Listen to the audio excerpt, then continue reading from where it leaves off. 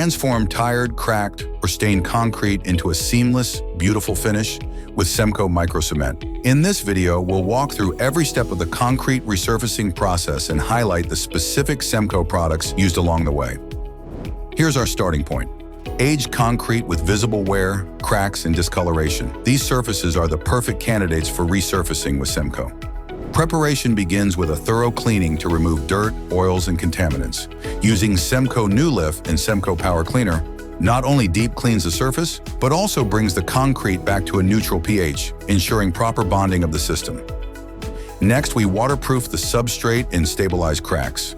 Semco Liquid Membrane, available in a variety of colors, is applied to the surface, and 6-inch anti-fracture fabric is placed directly over the cracks for reinforcement. Once the surface is prepped, we apply the scratch coat.